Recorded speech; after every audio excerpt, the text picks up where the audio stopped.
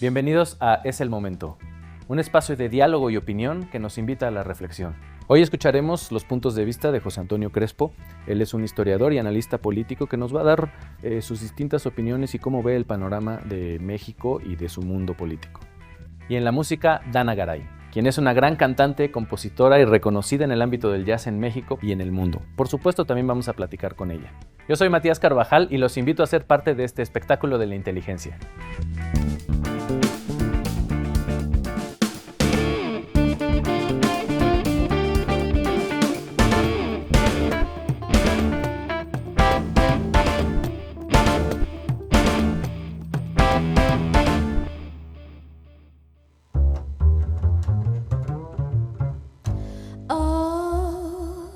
Baby, don't you let me down tomorrow. Holding hands with both abandon sorrow. Oh, for a chance to get away tomorrow. Hey, baby's got a lazy day and Sunday. Here's a pound we hang around till Monday. Oh, baby, don't you let me down on Sunday. Bring a bag of bread and cheese and find a shady spot beneath the trees. Catch a breath of country air and run your pretty fingers through my hair. Tomorrow, when we both abandon sorrow.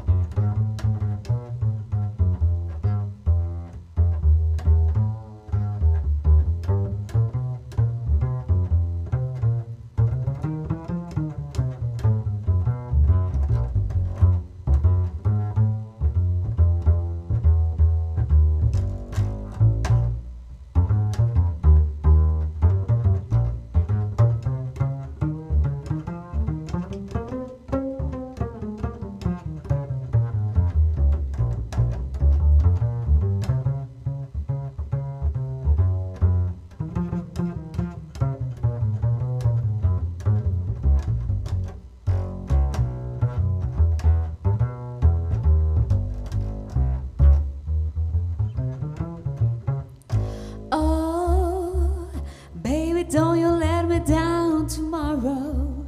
Through the week we beg and steal and borrow. Oh, for a chance to get away tomorrow. Honey, pray for sunny skies so I can speak to rainbows in your eyes. Let's just hope the weatherman is feeling fine and doesn't spoil our plans. Tomorrow, when we both abandon sorrow. Oh, baby, don't you let me down tomorrow. Holding hands, we both abandon sorrow. Oh, don't let me down tomorrow. For a chance to get away tomorrow. Baby, don't let me down tomorrow. Baby, don't let me down tomorrow. Baby, don't let me down tomorrow.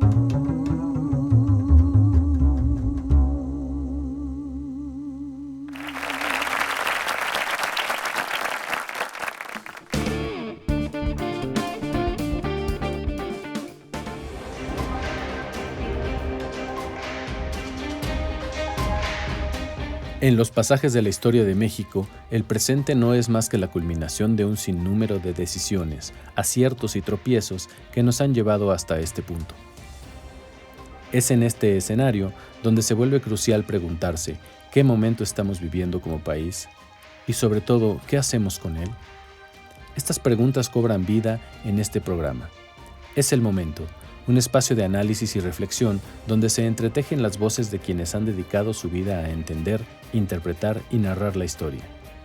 Hoy es el turno de José Antonio Crespo Mendoza, historiador y analista político, cuyas reflexiones han marcado el panorama intelectual mexicano. Crespo, con una formación académica vasta que abarca relaciones internacionales, sociología política e historia, ha forjado una trayectoria que cruza por los grandes debates del México contemporáneo. Desde sus colaboraciones como articulista en El Universal hasta su labor como investigador en el CIDE, su carrera ha estado ligada a una profunda interpretación de los sistemas políticos, las democracias y los retos históricos de nuestro país.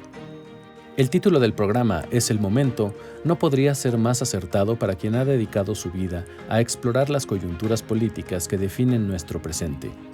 En esta emisión, Crespo Mendoza no solo compartirá su análisis político, sino también su legado como autor de obras fundamentales, como Urnas de Pandora y Contra la Historia Oficial, donde disecciona las estructuras del poder y los desafíos democráticos en México. En una conversación que promete ser un recorrido por los momentos decisivos de la historia nacional y sus ecos en el México actual, Es el momento se convierte en la plataforma perfecta para que Crespo Mendoza nos invite a reflexionar sobre cómo hemos llegado hasta aquí y hacia dónde nos dirigimos. Como él mismo ha planteado en sus escritos, la historia no es un suceso estático, sino un constante movimiento que demanda de cada generación su propio momento de reflexión y acción. Hoy más que nunca, es el momento de escuchar a José Antonio Crespo Mendoza.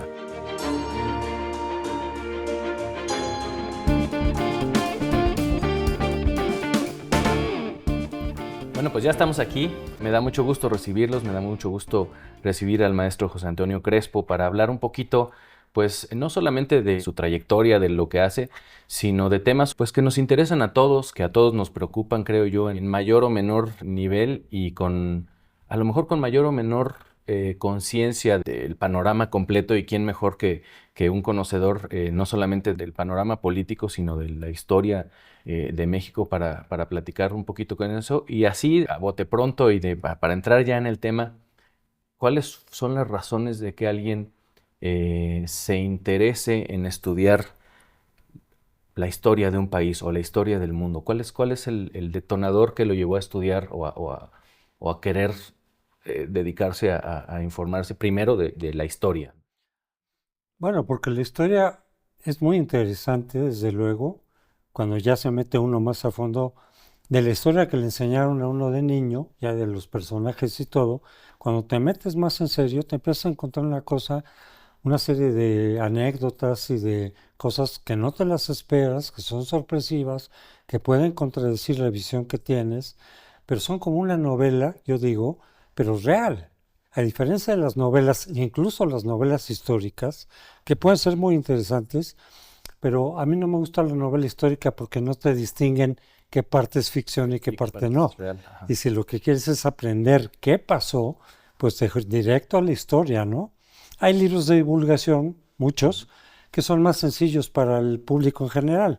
No son libros especializados, ¿no? Esos son los que hay que leer, digamos, para el público en general. Pero al leer la historia, estás leyendo como una novela interesantísima, pero que ocurrió. O sea, le da mucho más interés. Entonces, eso por un lado, tenía yo el interés, y pues para entender las cosas, para entender el presente, como siempre se ha dicho, hay que conocer el pasado. Yo tenía ganas desde el principio de la historia, pero no me metí a estudiar la licenciatura en historia porque pensaba que era más importante y más relevante estudiar lo de hoy, ciencia política. Estudié Relaciones Internacionales, luego la maestría en Sociología Política, y dije, de todas maneras, no me voy a quedar con las ganas de la historia. E hice el doctorado en historia en la Iberoamericana, donde al mismo tiempo daba yo clases, para retroalimentar y comprender mejor todo lo que pasa, lo que ha pasado, pues lo entiendes mejor ya con una visión histórica más detallada, de saber quién es quién, qué pasó realmente en la independencia. Hay una gran cantidad de cosas que el público en general no sabe. Luego yo me doy cuenta, les digo, oye, ¿tú sabías qué tal? No, pues no, porque no lo enseñan en la primaria, ni en la secundaria, ¿no? De hecho, hay muchas cosas que deliberadamente las quitan porque pueden contradecir esta visión maniquea, oficialista, pero hay una gran cantidad de anécdotas de todos los personajes que hacen que muchos de los héroes a veces no sean tanto y que muchos de los villanos hayan aportado cosas positivas para el país. Y bueno, una gran cantidad de cosas que te puedes meter como si estuvieras en una novela. Y ya con eso ya de pronto tienes la perspectiva para entender un poco mejor, pues, por qué han pasado las cosas, por qué la revolución, por qué el PRI, los cambios de los últimos 30 años y de hecho también lo que estamos viviendo ahorita, por ejemplo, de tal manera que le combino la política actual con la historia, pero realmente me he dedicado más a la política actual. La historia me sirve, he hecho un par de libros de divulgación, más que nada, pero casi todo lo que estudio, lo que escribo, las clases que doy, tienen que ver con la política más contemporánea.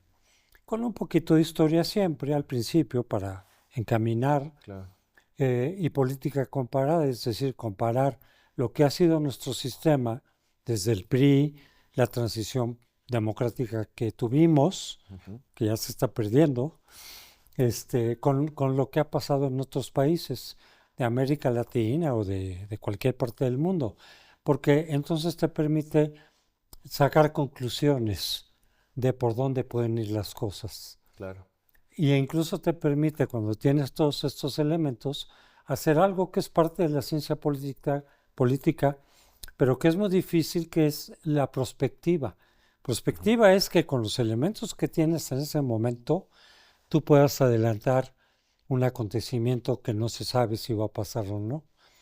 No es adivinanza a lo loco. Sí, claro. Es todo me indica la historia, la teoría, pero también los elementos que hay ahorita me indican, por ejemplo, yo que soy más en lo electoral, quién va a ganar, cómo, qué tanto, ¿sí? Y claro, el margen de error es muy alto.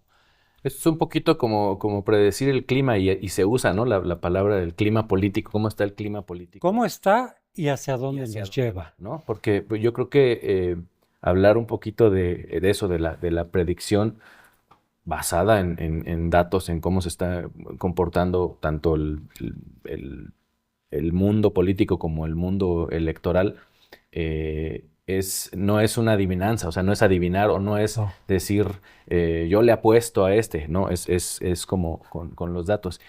En su visión del país como hablar de un todo, un todo con un pasado y con un presente, como en una relación personal de usted con el país, ¿en dónde ha habido los encantos y los desencantos en el devenir reciente, digamos? Obviamente tenemos una historia Sí, anterior, pero en el devenir reciente, pues como, ¿dónde hay encantos y dónde hay desencantos de la política mexicana y de la historia reciente mexicana? sí. Cuando yo empecé a estudiar y por lo tanto interesarme en la política, digamos en la prepa, antes pues no sabía nada, no entendía nada, pensaba incluso estudiar otras cosas, pero ya a finales de la prepa y luego ya en la licenciatura ya me metí de lleno al interés de la política, ¿no? Estoy hablando en tiempos de Echeverría. Ujú. Y pues a mí me decepcionaba lo que teníamos, el régimen autoritario. Siempre tuve, digamos, la convicción democrática, siempre. Soy, digamos, chorchiliano. Tiene muchos defectos, no es perfecta, no es la utopía, pero es lo mejor que podemos tener frente a las alternativas. Entonces yo estaba muy decepcionado con nuestro régimen. Decía, ¿por qué la gente no reacciona, no? Si estamos viendo lo que claramente es un autoritarismo, donde todo el poder está concentrado, donde roban impunemente y la gente, mucha, sigue votando como si nada por el PRI. Ya sé que otra parte eran fraudes y todo eso, pero mucha gente sí votaba conscientemente por el PRI. O sea, ¿por qué no se despiertan, no? En fin, que yo estaba con esa idea, pasé lo de López Portillo, lo de Miguel de la Madrid, tampoco me entusiasmó mucho, aunque hubiera algunos cambios, por el fraude de Chihuahua, todo eso, ¿no? que eran como decir, ya, ábranse, ábranse. Bueno, ya me agarró como a los 32 años más o menos, o 33, la experiencia del 86, la ruptura entre el PRI y la elección del 88, que para mí eso es un detonador de la apertura, obligó al régimen. El régimen ya se había venido cayendo en legitimidad en la crisis económica de 82, la gente estaba muy descontenta en 87, 88, y esa ruptura interna, que también fue exclusiva del PRI, no le hicimos los de afuera, fue de adentro, abrió, y todo lo que pasó en 88 abrió el camino y el régimen se vio obligado a ir abriendo. Salinas fue casi simbólico lo que hacía. El IFE sí, pero controlado por el PRI.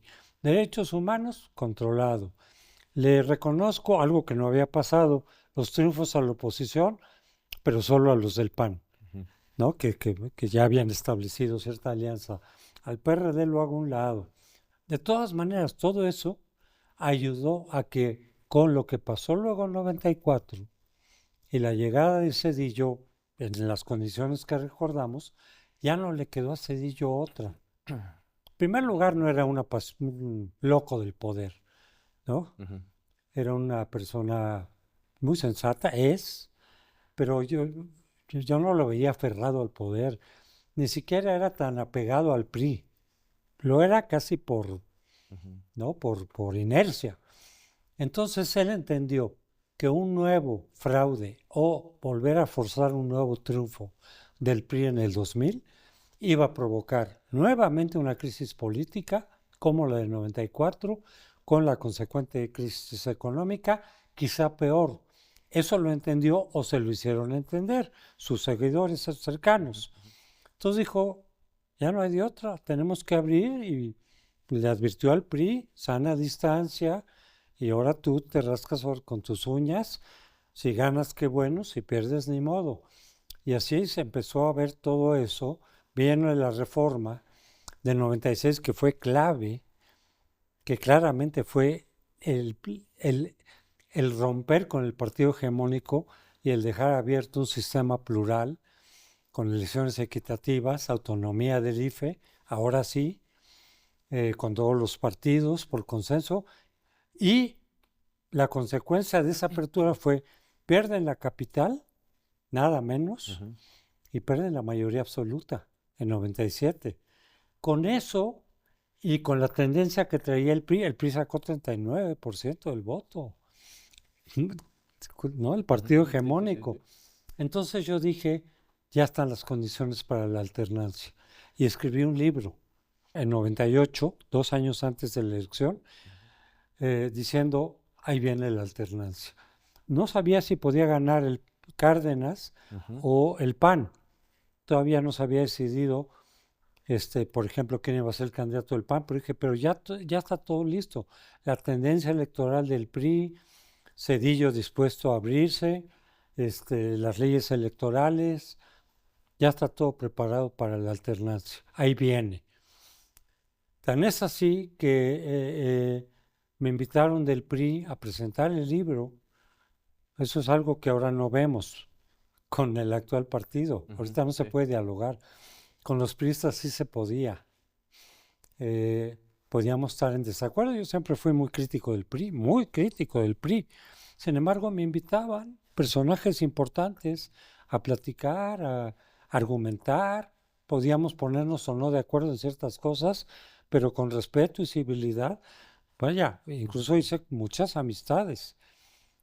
Total que de este libro, cuando lo publiqué, me invitaron del PRI, primero a platicarlo en varios lados, Estado de México, etcétera. Yo mismo lo presenté con personajes del PRI. El Bester Gordillo me lo presentó, todavía en el PRI. Mucha gente del PRI, para decir, yo no quería gente de oposición que dijera, el PRI, tal. No, ustedes qué piensan de lo que estoy planteando. Y incluso me llevaron al 70 aniversario del PRI en la Plutarco Elías Calles, ¿sí? A presentarlo. Y yo les dije, señores, lo más probable es que pierdan en el 2000. y me empezaron a chiflar las fuerzas vivas. Pero los dirigentes que me invitaron me decían, no, síguele, síguele, ¿no? Entonces, dije, yo creo que se tienen que preparar porque es muy seguro, y les dije por qué, les dije todos los elementos, de que se pierda ahora sí en el 2000. Tienen que recomponerse, tienen que cambiarse, tienen que buscar una gobernabilidad interna sin el presidente, porque si no se van a caer. Total, pues les dije todo lo que venía en el libro. Y aunque no le gustó al público, pero al final los que me invitaron me decían, oye, muy bien, y pues mucho valor de tu parte venirnos a decir eso, ¿no? Claro. Yo les dije, no, pero yo les agradezco a ustedes que me inviten nada menos que a un evento de aniversario del PRI a decirles esto, ¿no? Pues eso me parece que es una apertura de su parte. Bueno, el hecho es de que ahí empezó efectivamente ya desde 94, ¿no? Pero con todo lo que pasó en el sexenio Zedillo, dije, ahí vamos, sí, íbamos ganando terreno. Yo entré a la campaña de Fox sin ser panista, yo votaba más bien por el PRD, casi siempre por la izquierda, pero yo buscando una izquierda democrática, una socialdemocracia, que para mí es lo más exitoso que ha habido en la historia del mundo, es la socialdemocracia. Y ahí están los ejemplos. Bueno, yo buscaba que el PRD se fuera por ese camino, pero no, nunca ingresé. Pero con López Obrador desde el principio casi, siendo ya jefe de gobierno, dije, no, este no es demócrata, este no es.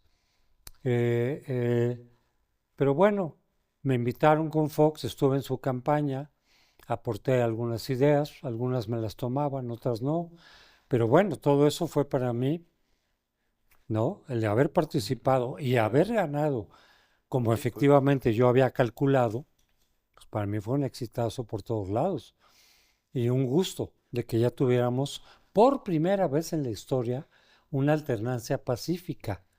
Las alternancias que habíamos tenido antes eran con violencia. Y claro, me decepcioné de Fox, ahí empezó la decepción, porque no cumplió mucho de lo que había dicho que iba a hacer, sobre todo en materia de corrupción, de impunidad.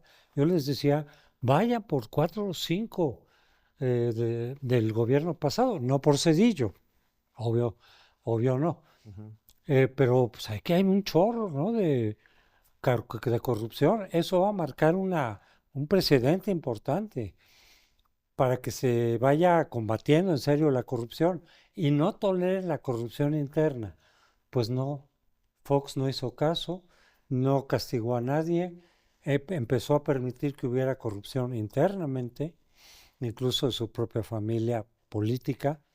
Entonces yo eso lo empecé a criticar, dije que lo haya apoyado, que haya votado por él, no implica que le dé, yo no soy de los que dan cheque en blanco, ¿no? ¿Está haciendo esto mal? Lo apunto. Y yo era muy amigo de Santiago Krill desde que él era consejero del INE 94. Nos hicimos muy amigos, coincidimos, y él como secretario de Gobernación me invitaba a platicar, a decir, ¿cómo ves? Yo le decía tal cual. Decías, Santiago, están regándola, o sea, que en esto, dile a Fox, no, porque si no, no vamos a tener la ayuda del PRI. Dije, de todas maneras no se las van a dar. Es muy claro, han mandado señales de que no van a apoyarlos en sus reformas. Se van a quedar sin reforma política, sin reforma económica, porque no los van a apoyar. No, ya hablamos con el Bester, le dije, no importa, ahí está Madrazo. No, él parece que también está de acuerdo, los va a traicionar. Santiago no me hizo caso en casi nada. Incluso en su aspiración personal, yo le recomendaba cosas, no me hizo caso. Los políticos pueden hablar y todo, pero no siempre te hacen caso. Y ahí me viene una pregunta que es, ¿qué tanto están distanciados el mundo de la política con el mundo del estudio de la historia, si no general, la reciente o la crónica inmediata de lo que va sucediendo? Porque Academia política. ajá, yo creo que sería, no sé, muy importante o muy interesante que un político que tiene aspiraciones de dirigir y administrar y llevar desde un estado hasta el país, tuviera todo el conocimiento y realmente la conciencia de dónde venimos y para dónde queremos ir, o por lo menos él de dónde viene y para dónde quiere llevar el país. Es raro. Mira, hay algunos personajes que combinan las dos cosas. Max Weber lo separaba completamente, el político y el científico. Ujú. Científico es el académico que tiene otras características distintas, que tiene que tener otras habilidades, y el político es un animal político. Ujú, sí. Eso no se estudia en los libros. Ajá, Lo sí, no, traes, sí, el sí. colmillo, el ver, el ir, ¿sí? Y estar dispuesto a lo que decía Maquiavelo. Ujú. Cuando hay que violar la ética, lo tienes que hacer o te va a salir mal. Son dos mundos distintos que sin embargo convergemos. ¿Por Ujú. qué? Porque estamos en lo mismo. A veces, a mí, esas eh, conversaciones con priistas, ellos me llamaban, ¿no? Sí. Gente de nivel, me leían, me vieron, oye, quiero comer contigo para platicar. Vamos, con Madrazo, con Beltrones, en fin. Este, y te oyen, pero hay una cosa que yo noto en los políticos. Si les dices cosas que no son lo que ellos desean, Ya no es, no. ya no hay Te validación. dicen, yo creo que no, estás equivocado. Digo, no, mira, por tal, tal, tal, tal. Mejor haz esto, mejor haz lo otro. O de plano no tienes posibilidad. A los de Camacho yo les decía, no es Camacho, lo hubiera puesto como secretario de Gobernación, Ujú. cuando quitaron al secretario. Y ellos decían, no, sí, sí, sí. Dije, no, no es Camacho, no te lo creen. Yo decía, era Colosio. Con Santiago me pasó mucho, con Madrazo, con varios que les digo, hagan esto, no hagan esto les va a salir mal. Si va en contra de lo que ellos están buscando, de sus deseos, se bloquean. Con toda la habilidad política que puedan tener, ¿eh? Ujú, ujú. Porque vaya que hay animales políticos ahí. Pero si les dices algo, tú desde afuera, ¿no? Ujú, ujú. Que va en contra de sus aspiraciones, te la bloquean. Y los políticos, así como los artistas o los músicos viven de su público o se deben a su público, pues los políticos se deben a su electorado o a sus partidos, ese es su soporte, ¿no? Pero ¿qué es lo que eh, como sociedad mexicana, qué es lo que nos hace falta para ser un público más crítico o un electorado más crítico, o tener un poder de decisión más enfocado no en el circo, ¿no? No en lo inmediato porque un político vende, pues vende mucho imagen, vende mucho el momento, ¿no? Y les dice lo que ellos quieren Y lo decir. puntual, ¿no? Decía Maquiavelo, cuando un político, el príncipe, quiere engañar, siempre encontrará quien quiere ser engañado. Claro. Y por eso serán demagogos exitosos. Cuando saben lo que quiere oír el público, aunque sean fantasías, ¿eh? Es Sí, sí, más, sí, generalmente claro. lo apoyan, ¿no? Esa es la habilidad de los políticos. Pero para un público que quiera estar más informado, que quiera tener su propio criterio, oír a los independientes. En los periódicos mucha gente les da flojera leerlos, pero ahí vienen análisis. A veces es muy complicado porque todo es muy sofisticado. ¿Por qué? Porque la realidad es complicada. No es el simplismo de los políticos que lo ponen en blanco y negro. Ajá. Y entonces dicen, ya le entendí, eso es, y le creo, punto. No, es muy complicada. Pero aún así, hay muchos analistas, hay muchos expertos que te lo pueden explicar más sencillo.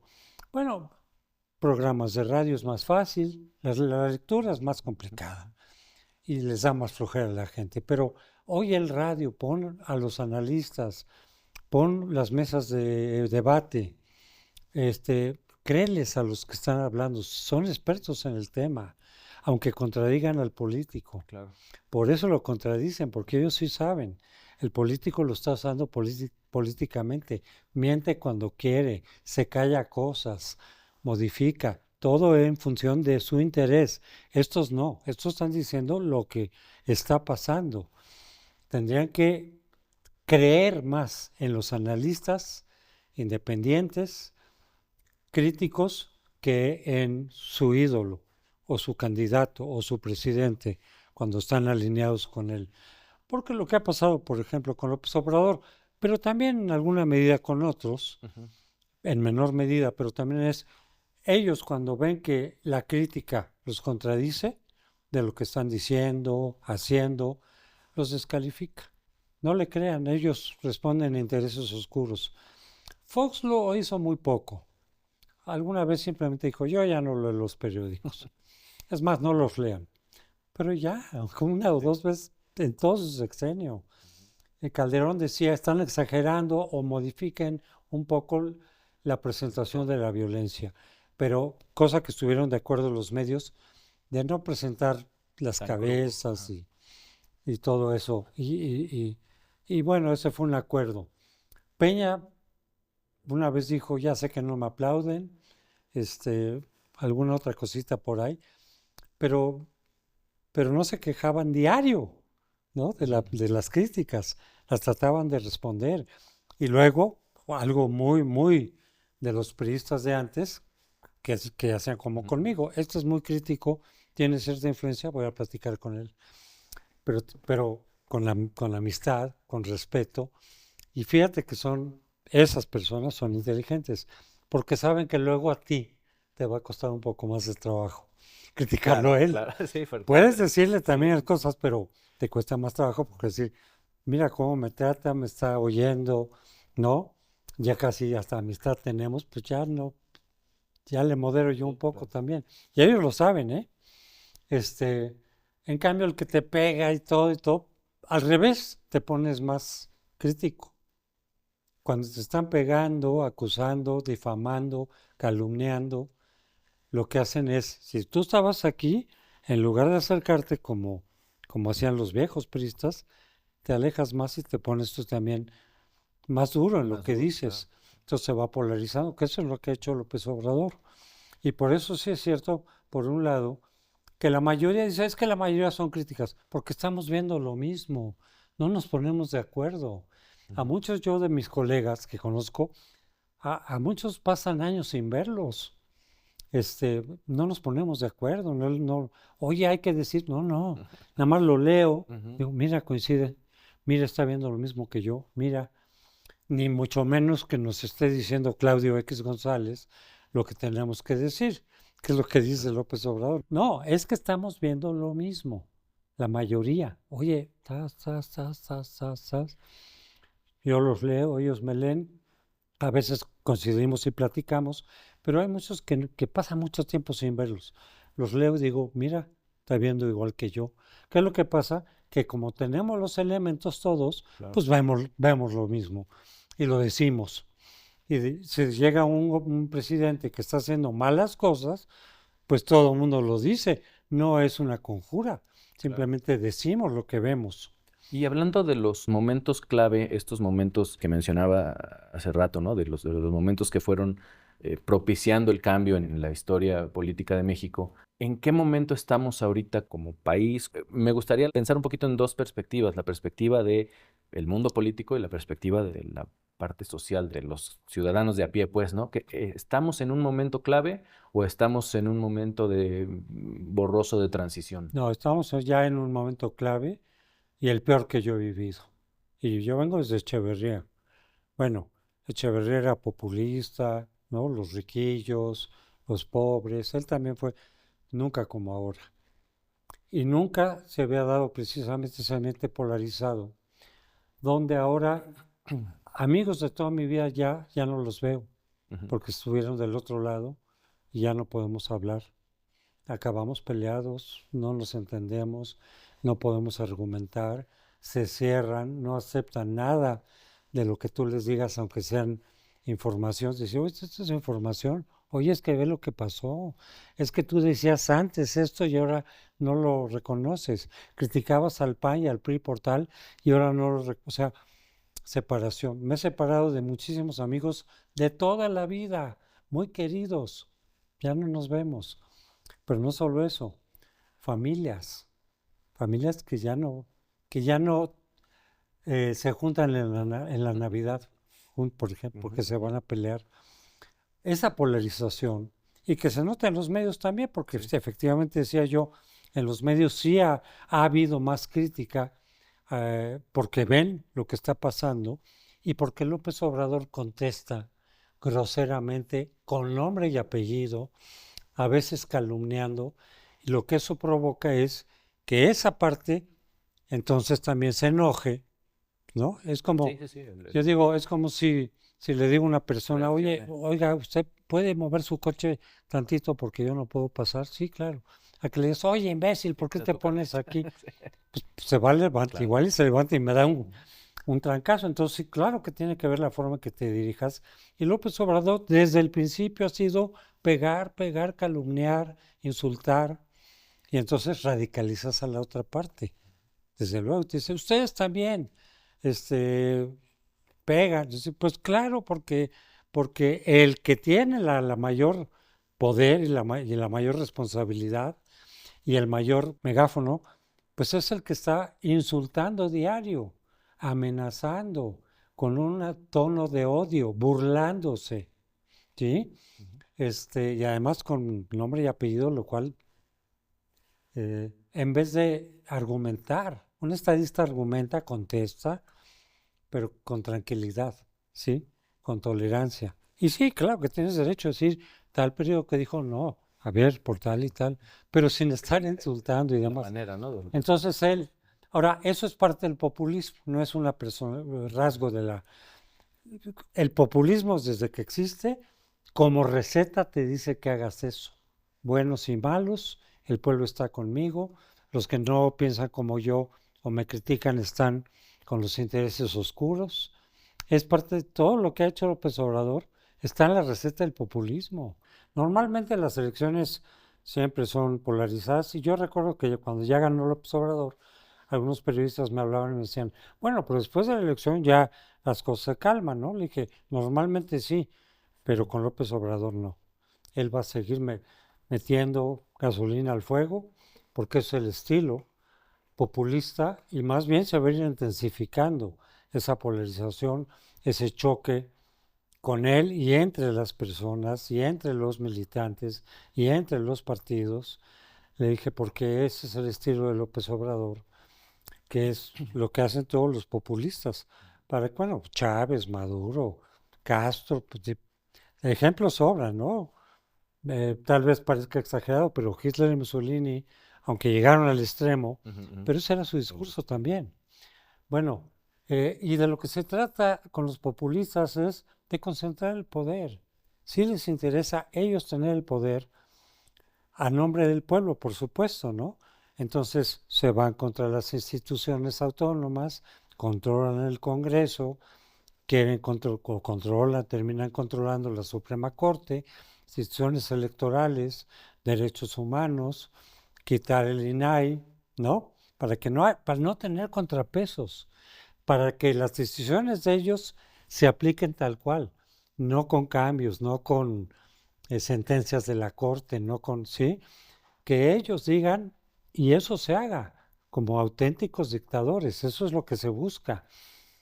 Y, por ejemplo, para que veas que no es una cuestión de López Obrador como tal, claro, cada uno tiene sus riesgos, ¿no? Sí. Hoy es a López Obrador y yo es a Chávez, pues muy diferente, ¿no? Pero me refiero en el Foro de Sao Paulo, que es, para quien no lo sepa, un organismo de partidos, no de gobiernos, de partidos de izquierda, pero de izquierda radical, que buscan un poco el marxismo adecuado al siglo XX. Por eso le llaman socialismo del siglo XXI, no el siglo XX, siglo XXI. Y dicen, ya es muy difícil hacer la revolución. Aprovechen la apertura democrática que hubo en los 80s para llegar al poder y desde ahí, con el poder que vayas teniendo, empieza a desmantelar la democracia. Y ya te lo dicen así. Incluso dicen democracia burguesa, como los marxistas del siglo XIX o los del principios del siglo XX y demás. O sea, claramente citan a Lenin, citan al Che Guevara, o sea, el Foro de Sao Paulo es eso, es el marxismo adecuado a las condiciones actuales, por lo menos en lo político. En lo económico saben que también tienen límites, entonces dicen, sí estatismo dentro de ciertos límites, no totalmente, pero en la medida que vayas pudiendo, también vas, como Chávez, expropiese, ¿no? Ya cuando vas pudiendo, pero lo primero es centralizar el poder. ¿Con qué discurso? Estos son corruptos, mis críticos está peor que con Madero, responden a los intereses oscuros. Claro, este medio nada más está viendo a ver cómo pegarme, está conjurado con Estados Unidos. Te lo dice con todas sus letras el Foro de Sao Paulo. Ahí ni siquiera le disimulan un poquito, salvo en una cosa. No te dicen que lo que quieren sea una dictadura. Le llaman democracia popular, en vez de la democracia liberal burguesa. ¿Qué es la democracia popular? Que un presidente que fue electo popularmente sea el que tome las decisiones a nombre del pueblo. Por eso dicen, el pueblo por el pueblo manda. Citan a cada rato a Lincoln. La democracia es del pueblo, para el pueblo y por el pueblo. Y yo digo, sí, pero para que sea una democracia política, tendrían que agregarle a ese mismo dicho de Lincoln, el pueblo por el pueblo, para el pueblo, dentro de las leyes.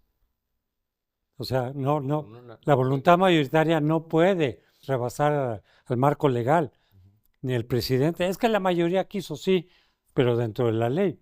¿No te gusta la ley? Cámbiala, de acuerdo a los procedimientos de la ley. Entonces yo pondría, sí, del pueblo, por el pueblo, por el pueblo, dentro de la ley vigente y respetando los derechos de las minorías. Que eso también el populismo es la mayoría y se van contra las minorías. No, perdón, eso ya no es democracia, eso es dictadura.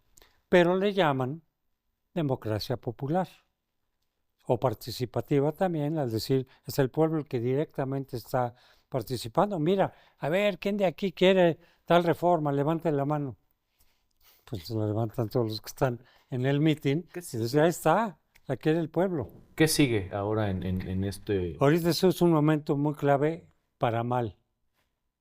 Decía, no solo por todo el ambiente, pues, sino que ya logró acumular, y no legalmente, López Obrador, que todo lo que empezó a pegar y a pegar en el discurso contra el IFE, el tribunal cuando no lo obedecía, por ejemplo, cuando le quitó la candidatura a Félix Salgado, ¿no?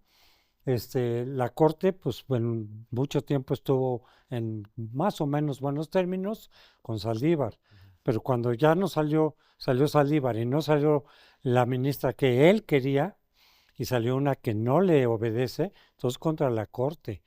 Derechos Humanos se lo apropió, ¿sí? El INAI, no importa mucho, no le hace caso. Al INAI no le hace, es el gobierno más opaco, y más bien ya dicen lo quieren quitar. Entonces, logró acumular suficiente poder con una elección de Estado. Esta elección que tuvimos este año fue una elección de Estado, que ya no hace mucho que no teníamos. La del 18 fue impecable. Es decir, la del 18 no hubo trampas, no hubo dinero del gobierno. Sí hubo una cosa sucia de parte de Peña, pero contra Naya, ¿no? No contra López Obrador. Pero del 2000, yo creo que el de 2021, que le fue mal a Morena, porque en el Congreso perdió 55 diputados y en la capital, yo creo que ahí dijo López Obrador, pues yo ya no voy a confiar en el pueblo, tengo que entrar como Estado. Y entonces tenemos que las campañas de Sheinbaum y de los otros aspirantes al principio empezó 3 años antes de lo que dice la ley. Empezará, claro, disfrazado, por supuesto, pero ¿con qué recursos? ¿Quién pagaba los recursos de los viajes? En algún caso, incluso, haciendo propaganda partidista, se usó un avión militar, si recuerdas, para un evento de Morena. Entonces empezaron a fundir, como en el viejo PRI, gobierno con partido oficial, donde deben de estar separados. ¿Quién le pagó los espectaculares? A todos, pero los de Claudia, por favor, ¿quién se los pagó? Cuando le invitaban a estados, ¿quién le pagaba el viaje? El gobierno que los invitaba, que le invitaban. Es decir, dinero del Estado. Con lo cual, distorsionas la equidad que debe prevalecer en una elección.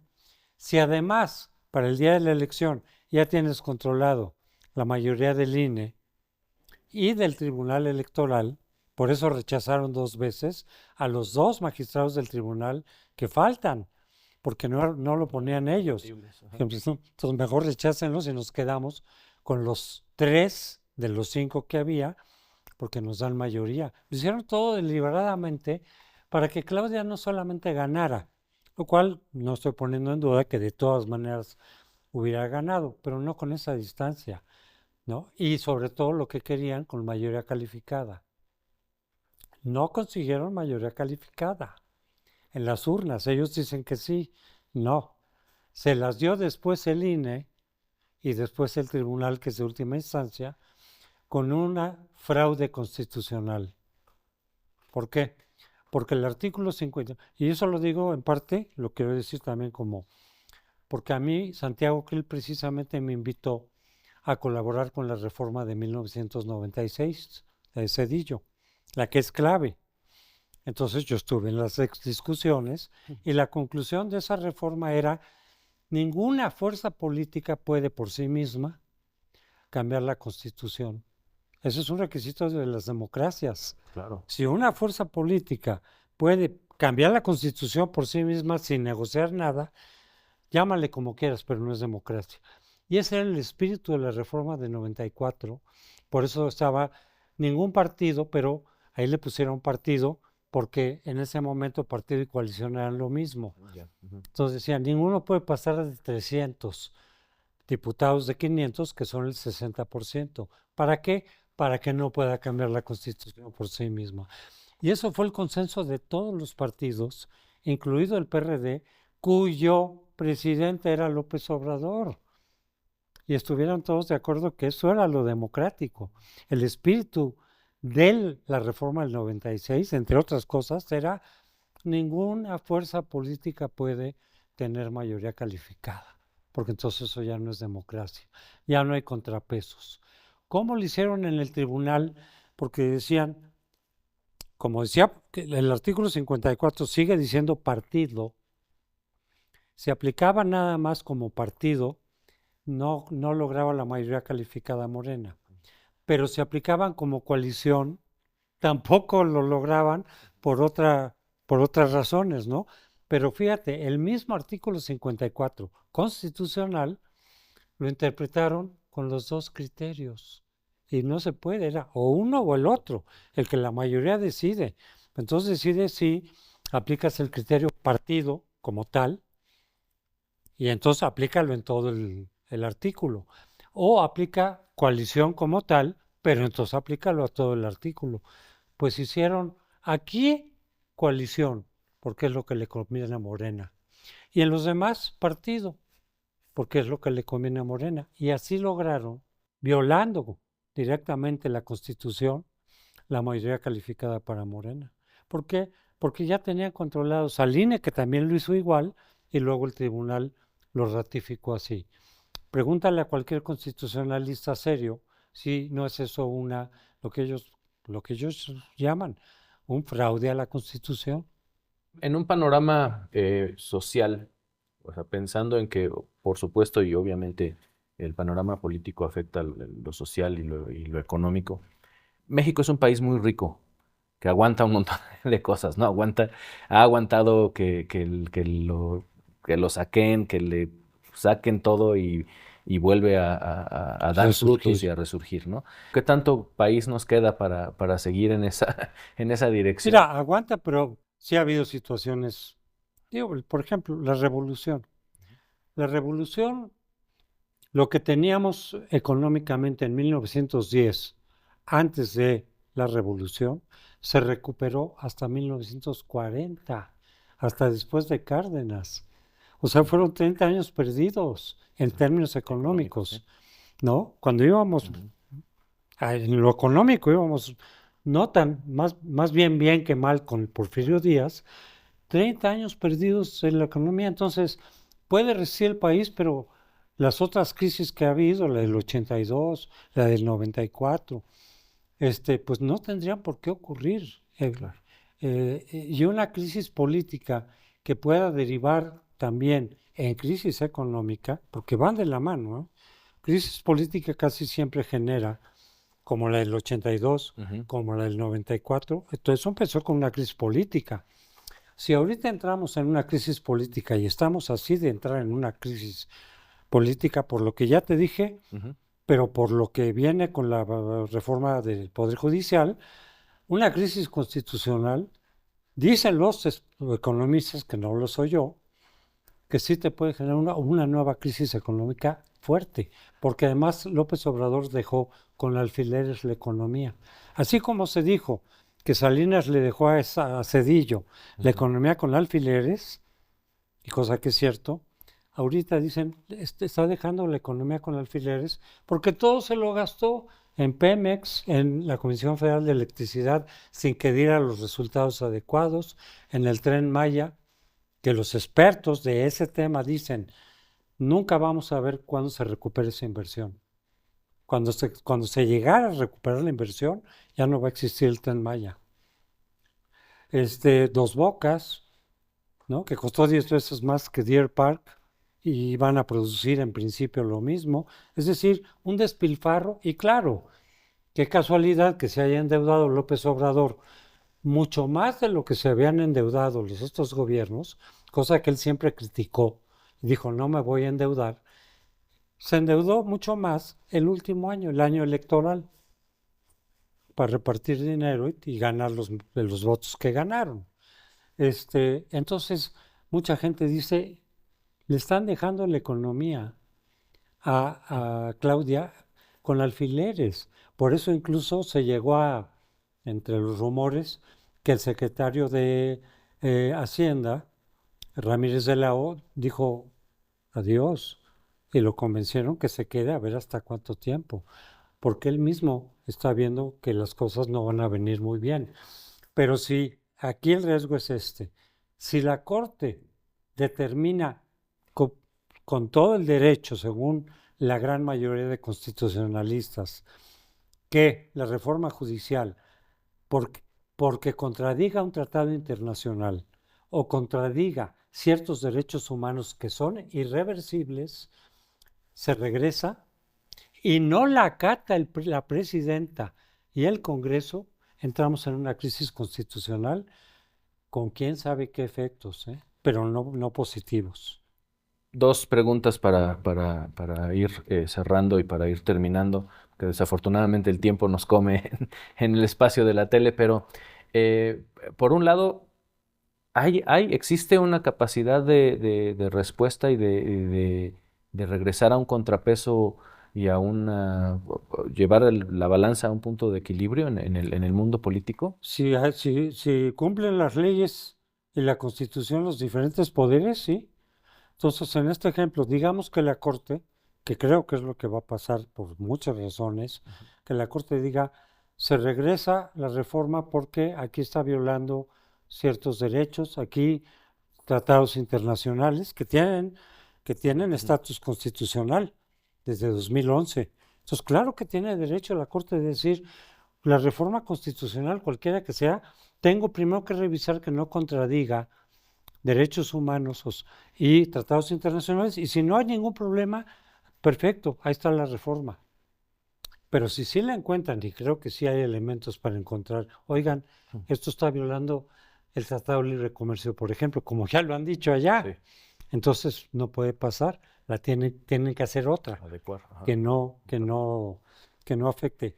Y Claudia y el Congreso acatan, se calma la cosa, se puede recomponer más o menos, porque ahorita ya el poder ya está de aquel lado. Lo peor fue la mayoría calificada.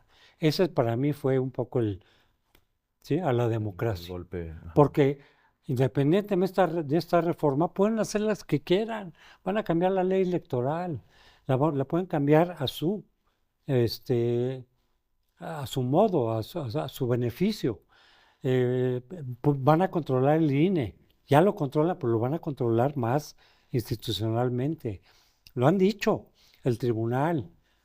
Van sobre la corte, quién sabe qué pase con la corte, pero es lo que quieren, someter totalmente a la corte. Pero si acatan lo que la corte diga, de decir, cámbienle en eso y esto y esto y esto, porque esto contradice, y ahí sí estamos en el derecho de hacerlo, y acatan, por lo pronto nos salvamos de Hay una crisis esperanza. constitucional, por lo pronto. Pero si dicen, no tiene derecho la corte, ya lo dijo tal constitucionalista, tal otro. Sí, pero los que sí son los ministros de la Corte, no un profesor de derecho. Si no acatan, como han amenazado no acatar, ¿no? Y de hecho decir, seguimos ya con el proceso electoral, cuando todavía no se ha resuelto si esa ley, aunque ya está en la Constitución, pasa o no pasa, tiene que pasar el filtro de la Corte. ¿No? Que siga la elección esta de jueces y magistrados. Si no acatan, entramos en una situación de crisis constitucional. Y ya por último, para cerrar, los ciudadanos tenemos responsabilidad en todo ese juego político, debemos de tenerla y ¿qué nos toca hacer? Parte de la responsabilidad es por quién votaste. Si tú votas Claro. sin haberte dado cuenta por un X dictador, los que hayan votado por Hitler en su momento, pues es una pequeña responsabilidad decir, oye, no te fijaste. Pero digamos, todo el mundo tiene derecho a votar Sí. como quiera. Pero si tú estás viendo que las cosas van en un sentido no muy, y de todas maneras votas, pues lo que pase después, tu voto tuvo algo que ver. Pero no hay mucho más que podamos hacer. Cuando se consolida una dictadura, y no digo que ya estemos en eso, pero la ruta va para allá. Para derrocarla es dificilísimo. Aquí los grandes teóricos desde los griegos nos han dicho, la democracia tal vez sea el menos peor de los sistemas, pero es muy fácil derrocarla, sobre todo al principio. En cambio, para derrocar una dictadura, cuesta muchísimo, años. De hecho, casi siempre se caen cuando ellas mismas se agotan. No, difícilmente son los ciudadanos los que las derrotan. Las derrotan ya cuando están caídas. ¿La ciudadanía tiró a la Unión Soviética? No, se cayó por sus propias contradicciones internas. Y ya luego la ciudadanía va y vota por otro partido, lo que tú quieras. ¿El PRI lo tiramos, la ciudadanía? No, se cayó. Después de 88 y todo lo que había pasado, la ruptura de Cuauhtémoc Cárdenas, fueron cosas internas del PRI, Claro. sus errores económicos de López Portillo, etcétera, después lo de Zedillo. Ellos se cayeron y ya tirados, aunque no muertos, lo que hicimos en el 2000 los ciudadanos fue simplemente retirar, pero ellos se cayeron. Lo estamos viendo en Venezuela, ahí sigue Maduro. Ya vimos la cantidad de gente que estaba en contra de él, que votó en contra de él. Ahí están las actas, ¿no? Oficiales, las tiene la OEA, las tienen otros organismos en donde Maduro pierde. ¿Dónde está Maduro? Ahí sigue. Las grandes movilizaciones de Venezuela, las hemos visto, antes y después de la elección, pues se ponen a perseguir a los líderes. ¿Cómo derrocas a Maduro internamente? Muchos venezolanos me han dicho, tiene que haber intervención internacional de alguna manera, porque nosotros, por más manifestaciones gigantescas que hagamos, mientras él tenga el ejército, Claro. no se puede. Con los partidos únicos o monopólicos, por definición no la puedes ganar por vía electoral, porque ellos, decían los panistas de antes, decían, es que no estamos compitiendo con el PRI, este no es el PAN, sí es el PAN y este es el PRI, pero no estamos compitiendo contra el PRI, estamos compitiendo contra el Estado, que es de este tamaño, no tenemos ninguna posibilidad. Entonces, electoralmente, si se consolida nuevamente un partido de Estado, monopólico que va a usar todos los recursos del Estado que sean necesarios, no le ganes en las urnas. Ya vimos un poquito de eso este año, después va a ser peor. Con movilizaciones, pues en Cuba, ¿qué hacen? Los meten a la cárcel. ¿Qué hace Maduro? Los mata. Un joven de 18 años, que era la primera vez que votaba y votó por la oposición, salió a protestar, lo mataron. Es decir, tienes que esperar a que se caiga la dictadura por sus propios errores, por sus propias fracturas. ¿Cuánto tarda eso? No Puede sé. tardar 6 años o pueden tardar los 70 años del PRI. Del PRI. Pues muchísimas gracias. La verdad es que podríamos seguirnos aquí platicando todo el día, pero bueno, agradecemos su tiempo, agradecemos el tiempo también de quienes nos están viendo. Esto es el momento y vamos con lo que sigue.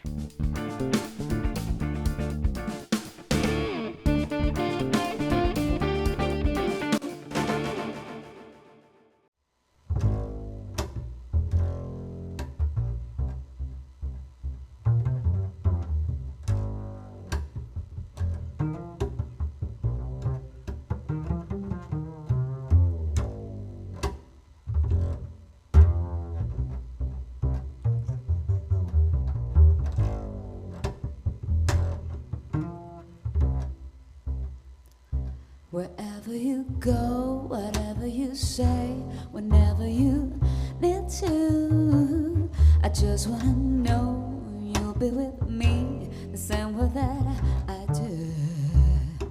Stay here, my love, just for one night, and then tomorrow we'll be seeing the light.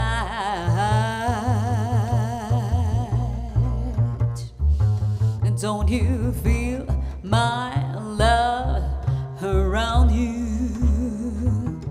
Don't you see I'm mad about you? Don't you wanna stay forever? Won't you please give me all of you? 'Cause every time I'm with you, everywhere you go to, say anything you need to, anything you want to, I'll be with you.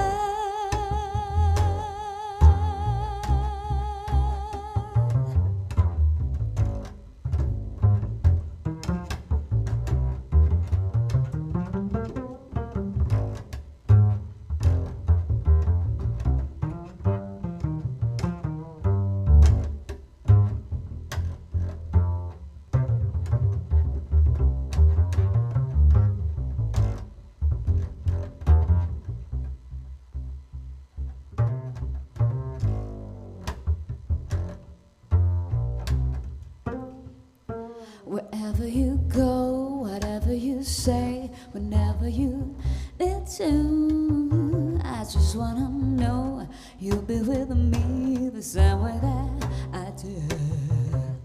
Stay here, my love, just for one night, and then tomorrow we'll be seeing the light.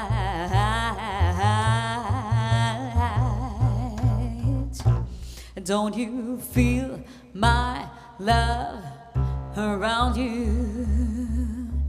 Don't you see I'm mad about you? Don't you wanna stay forever? Won't you please give me all of you? 'Cause every time I'm with you, everywhere you go to, say anything you need to, anything you want to, I'll be with you.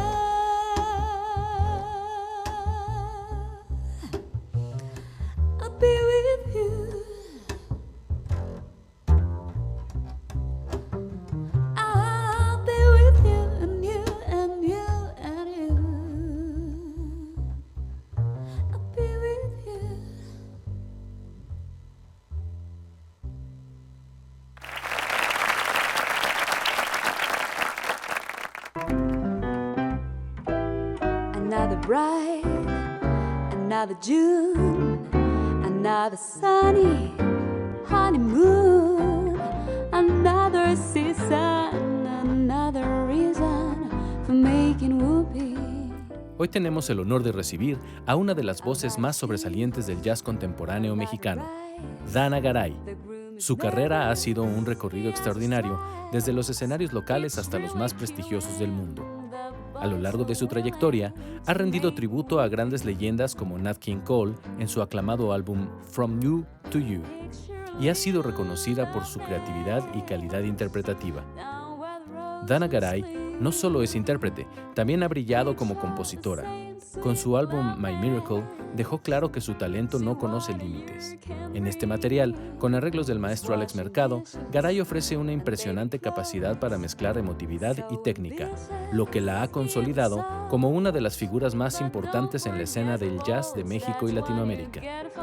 Su música ha traspasado fronteras, llevándola a escenarios en Estados Unidos y Latinoamérica, y sus colaboraciones con figuras internacionales como Kurt Elling y Ravi Coltrane son solo algunos de los ejemplos de su proyección global. Hoy, en este espacio, queremos hablar de esos momentos que han marcado su carrera, de su viaje musical y de lo que sigue en su horizonte. Es el momento de conocer a fondo a Dana Garay, una artista cuyo legado en la música apenas comienza a brillar con todo su esplendor. I think it's cheaper than making whoopee.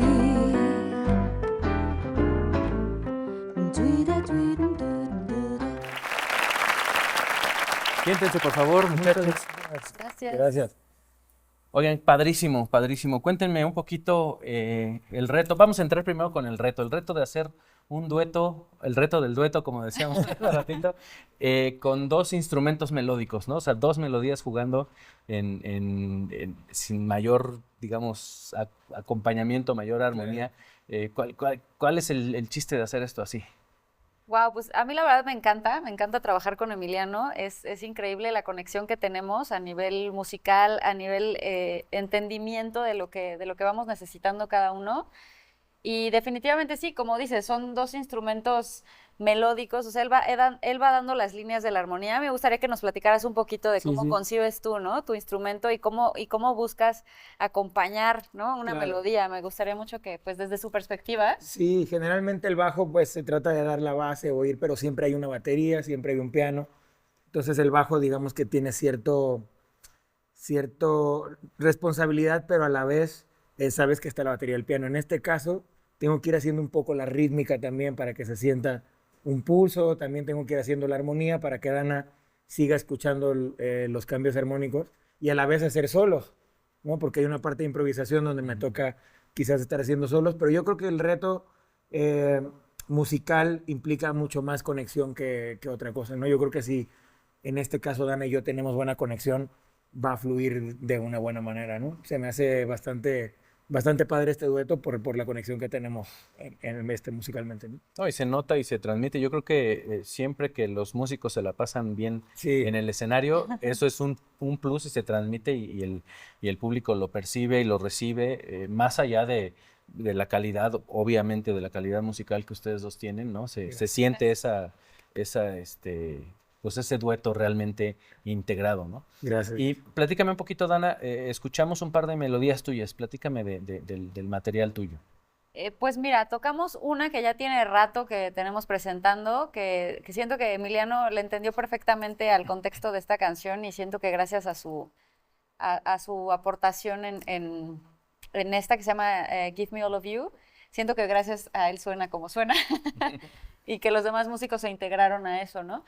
Cuando la grabamos. Esta pertenece a una colección que se llama Winter or Summer Series, que fue un disco que grabamos en la pandemia y pues nos aventamos a hacerlo sin ensayo porque era como arriesgarse a contagiarse. A contagiarnos, sí. Entonces por eso dijimos, pues vamos sin ensayo y siento que ese disco tiene algo muy fresco, precisamente porque no hay ensayo, se buscó mucho en el estudio resolver la manera de que quedara orgánico, de que quedara también algunos riffs, algunas cosas que también propuso Emiliano para el disco.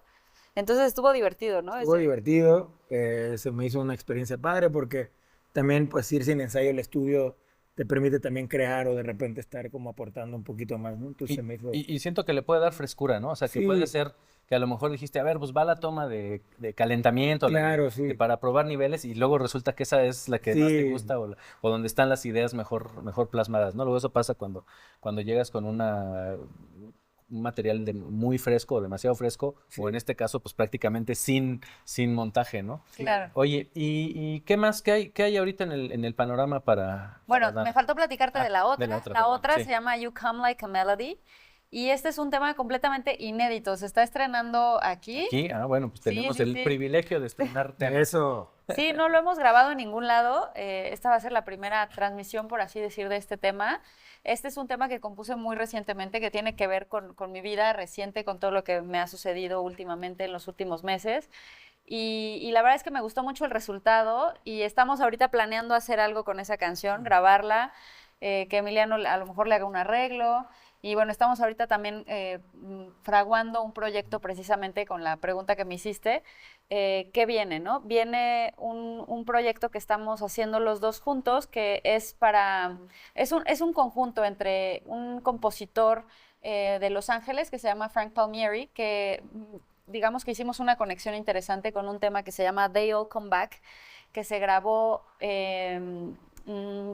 junto con el proyecto de McCartney, que también es algo interesante que ahorita podemos platicar. Y pues le gustó tanto a la gente que en Spotify de repente era el primer lugar en escuchas en el mes. Y entonces Frank me dijo, pues vamos a hacer algo con otras canciones. Y entonces a mí se me ocurrió proponer un asunto con cuerdas y con un trío de jazz. Y entonces invité a Emiliano de nuevo al barco, como siempre.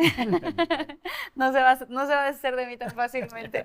Y entonces, bueno, me gustaría que Emiliano nos platicara un poquito del proceso de los arreglos que está haciendo con esto, porque está muy interesante y vamos a mezclar, en la misma grabación vamos a aprovechar para grabar mis temas y los temas de Frank. Sí. Bueno, son temas que van a llevar un cuarteto de cuerdas y un trío de jazz. Es un reto también para que todo tenga que ver, ¿no? Que los arreglos tengan también una misma línea.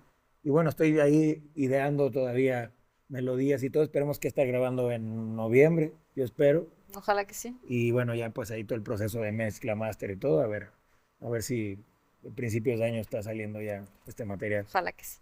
Pues suena muy padre. ¿Cuál es el reto de acercar dos mundos que pueden ser un poco distantes, que es el mundo del clásico, el mundo de un cuarteto de cuerdas, que a lo mejor los músicos están acostumbrados a otra forma de trabajo, a otra dinámica, al mundo del jazz, que es un mundo libre, un mundo de improvisación, sí, pero de otro lenguaje? ¿Cuáles son los pros y los contras, o las dificultades y las facilidades más bien? Bueno, ahí yo creo que el cuarteto de cuerdas se ocupa, o yo lo veo así como arreglista, como un instrumento. O sea, el cuarteto se vuelve uno y se suma al arreglo de jazz, ¿no? Y yo creo que tiene que ver mucho el arreglista cómo une esos dos mundos, ¿no? Que no sea, porque vaya, no es un cuarteto de cuerdas clásico, sino más bien son melodías que el cuarteto de cuerdas interpreta que están sumando al trío de jazz. Así es como yo lo veo un poco, ¿no? Okay. O al hacer arreglos, me imagino eso, hago la sección rítmica de jazz y aquí me imagino una melodía del cuarteto, pero como un instrumento solo, ¿no? Entonces para mí es más fácil verlo de esa manera, a tratar de verlo como un cuarteto de cuerdas clásico con un trío de jazz. Como que es una perspectiva del arreglista tratar de...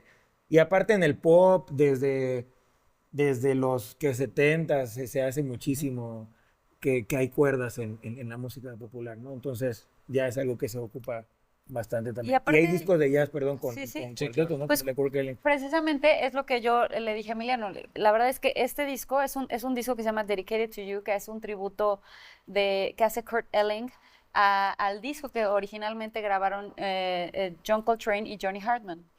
Pero los arreglos los hace Lawrence Hopwood, el pianista de Kurt Elling, y deciden grabar un cuarteto de cuerdas en vivo en Nueva York con un trío de jazz más un saxofón con Ernie Watts, y se hace un disco increíble. Entonces cuando escucho esto y de repente se me ocurre la idea de hacer algo en ese tenor, y se lo planteo a Frank y le digo, esto es posible, pero me dice, bueno, pero ¿con quién lo hacemos? ¿Quién va a hacer los arreglos? Y yo, pues piano.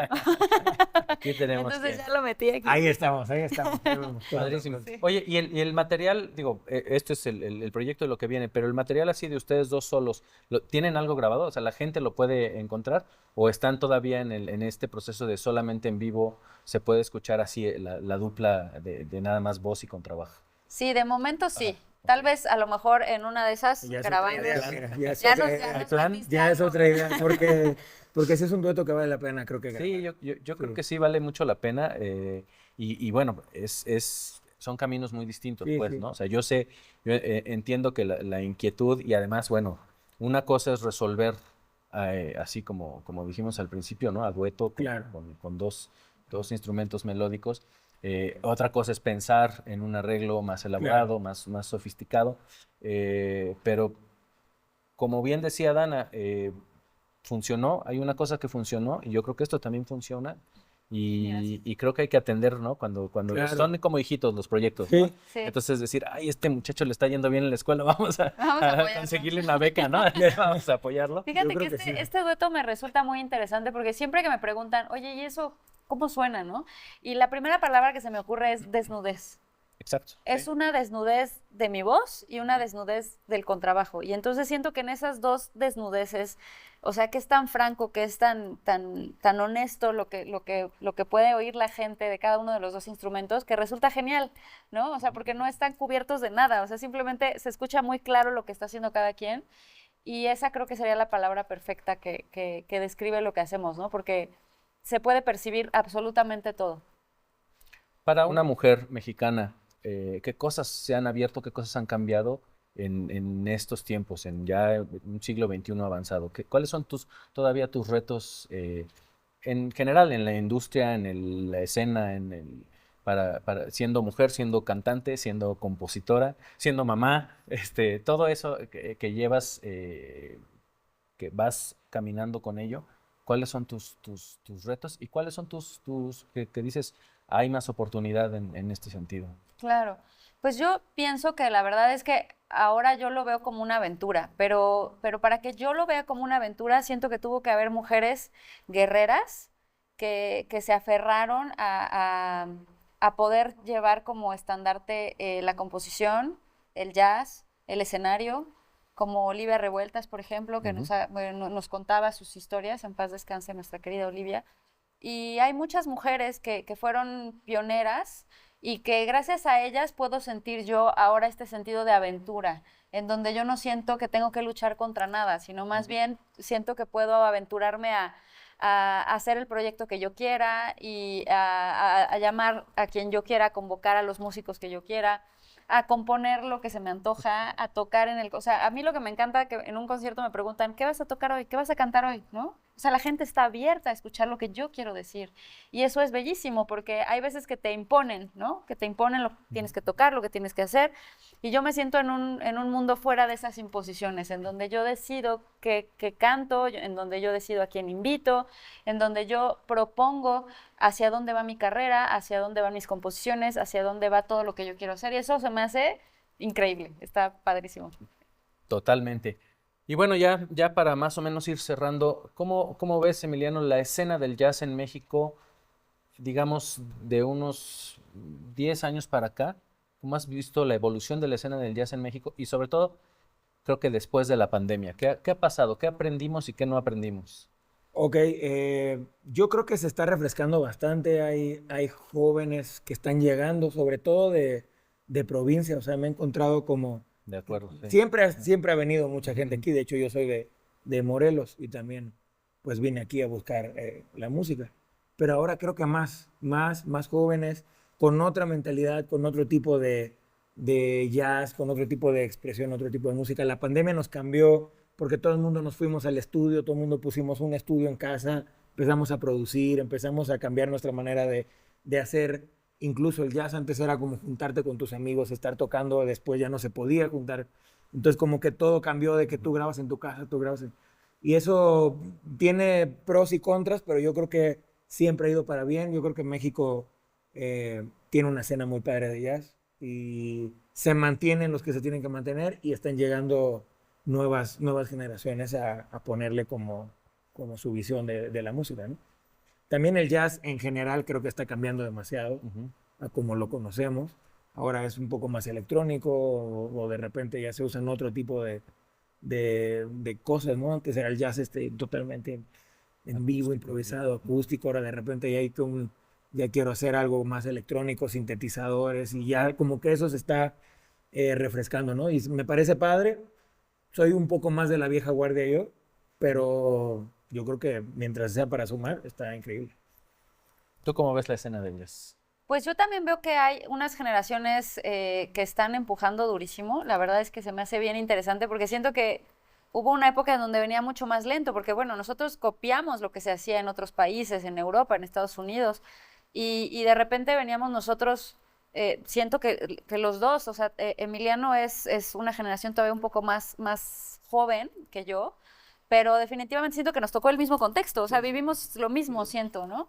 Y la verdad es que de repente sí, como de 10 años para acá, como dices, ha cambiado completamente todo. Es un cambio, eh, además como que siento que cada generación que sale ya trae una idea diferente. Y antes las generaciones también se tardaban más. O sea, la idea de generación era de 10 años, de 5 años. Se Y va ahorita las recortando generaciones ya cada vez ya van a ser de 6 meses, ¿no? Sí, sí, la verdad es que sí. Ya van a ser como en la escuela. Oigan, pues desafortunadamente el tiempo nos come. Muchas gracias, Gracias por a ti. habernos acompañado, gracias por su música, gracias por sus comentarios, sus opiniones. Esperamos verlos de regreso muy pronto. Y bueno, pues eso, agradecerles. Muchas Muchas gracias. gracias por el espacio. Gracias. Yo soy Matías Carvajal, esto es El Momento y seguimos.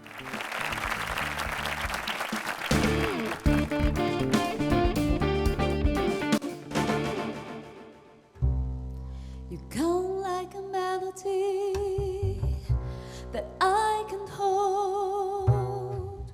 I can barely hear sometimes. I can feel you in my skin, so close to me. You could see through me.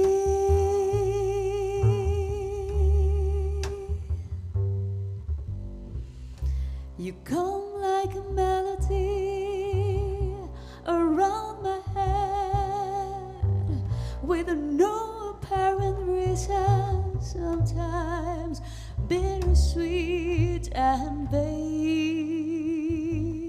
It's like the rain outside my window.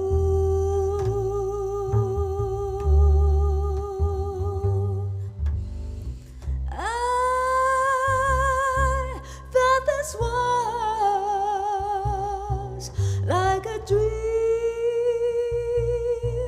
come true.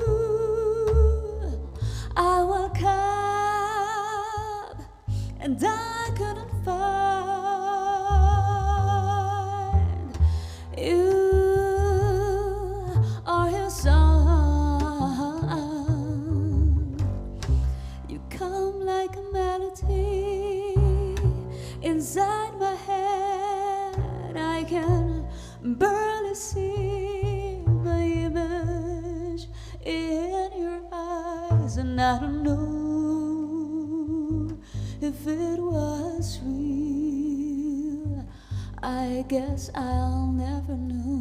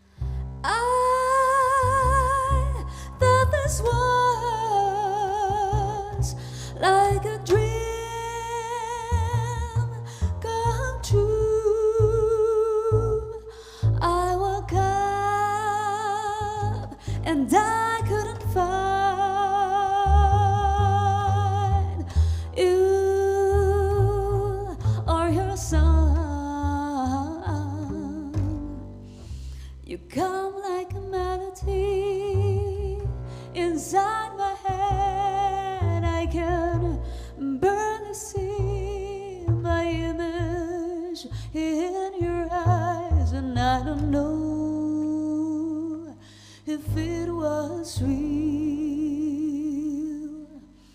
I guess I'll never know.